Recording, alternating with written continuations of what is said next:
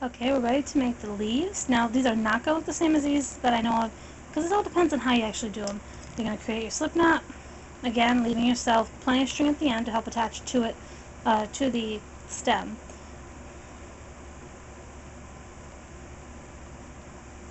Okay, and just dangle that one through there and stick it on any peg.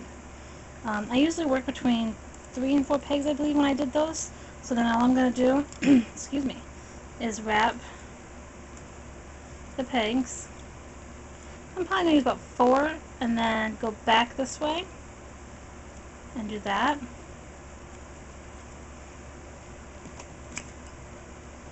And what I actually did, I believe, to create a thickness in the middle, is I actually went back through again, so that at least the 2 middle ones, you can see, these end ones only have 2, but the 2 middle ones will have 3 to create a thickness to it. So then again, you're just taking the bottom one over the top, bottom one over the top 2 for that one. Okay, and you're just going to work back and forth. And like I said, the end ones will only have 2, the middle ones should have 3. Again, it's just up and over.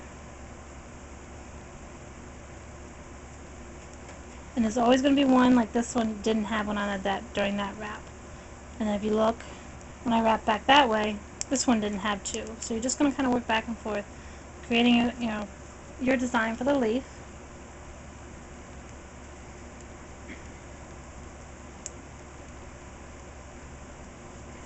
So keep pushing it down and kind of give the string a little tug just to see how it's looking.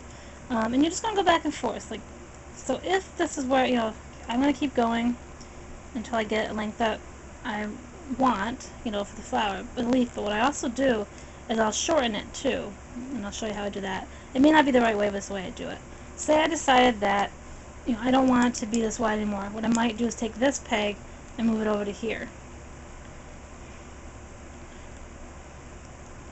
And then knit the bottom one over the top one.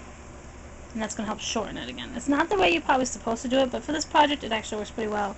And now because we got that, we can still keep going with the, now this one has 3 on it, so now we're doing 1 over 2, and then these 2.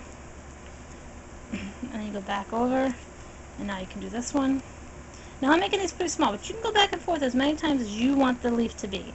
This is not something that is definitely a pattern, oh, you have to do it this many times. It's basically when the leaf gets to where you think it looks cool enough to attach it to your flower. So it may look like this, it may not. I mean, it's whatever way you do it. It's how many pegs you want to go across. It's how long. If you notice, I made one that was longer on one side than the other, just because that's what I felt like doing.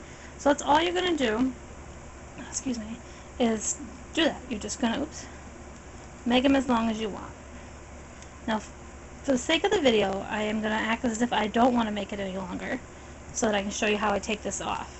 So, say if I only want an itty bitty little leaf on it, just this little itty bitty leaf, then all I'm going to do is keep shortening it. So you're going to take another, well actually I think I took this one, and you move this one over onto the middle peg. If it'll cooperate. And then you take the bottom one over the top too. And then you might, wind that so you can get just a little bit of texture. You may go back and forth a little bit. Excuse me. Okay. Because basically you want to almost create like a point. So when this is done, and I've got it the way I want, what I would do is I would take this last loop over here, and I'd put that in the middle. I might have to hold it in place because of all the moving. And then this time I probably would actually do 2 over 1. And what this is going to help do is create a little point. Now because we have that, what we can do is we can cut some strand off because we don't need it anymore. And we can take this off the loop, and then take this strand that you have left over, so it's off the loop, take this strand you have left over, either with your fingers or your crochet hook,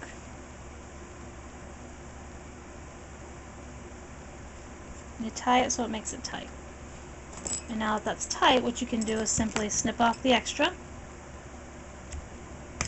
and you still have your working tail, and you're going to use this tail.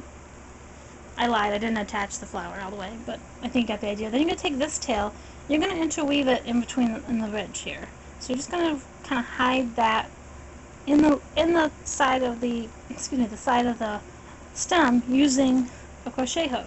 And you can even do a loop where you'll tie it off, maybe do it so you can actually knot it off, and then just hide the string, and as much as you want to really secure it, and then cut off the excess and do another one on the long loom, put it on that side. Again, they don't have to match them. You can have just a little flower on one side. So that's all I did to make the the flower that you see here. But again, it just depends on your design. You can use different colors, you might find a different stitch that looks a little better, but that's just basically how I did it. Now I did tell you I had a styler pen. This is a pen I found that I took apart. It was kind of a clicker one, so you have to click the top in order to get it out. But what I liked about it is, unlike other styling pens, you can take it apart and you have two pieces. And now what's the point of two pieces? Well, some styler pens show you using a pipe cleaner to help get the yarn through. But what I've noticed, if I found one like this, because it's got a shorter tube, is that it's a little easier. Now I have my AC on, so it's probably not going to work as well. It's a little easier to thread this through a tube that is smaller, as you can see, and it comes out. And then you have the second piece, and you just have to thread the yarn through that piece as well. And again, that's a shorter piece. So you're threading through that, and then all you have to do is put them together. And there's your styler pen.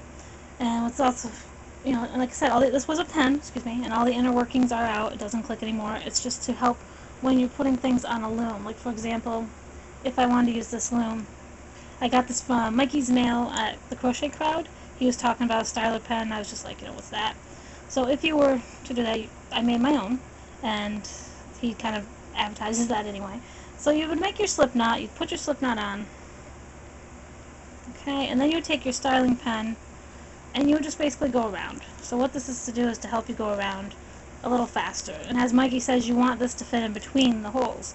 But what I found is this pen originally had a plastic comfort coating right here. Well, I kind of took that off because otherwise it kept bumping.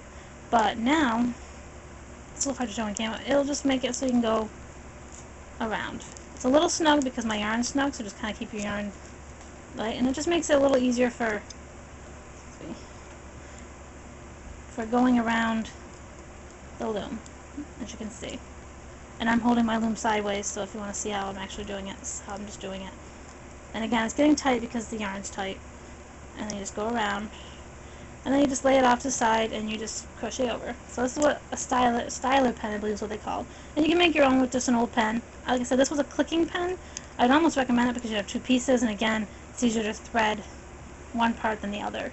I'll probably do a separate video about this a little bit again too, just so that it's separate than this video. But I wanted to tail this on there just to show you could use this when you were doing the flower as well, instead of using your hands. So I hope you enjoyed my video and understood all the parts, and I will hopefully post again soon.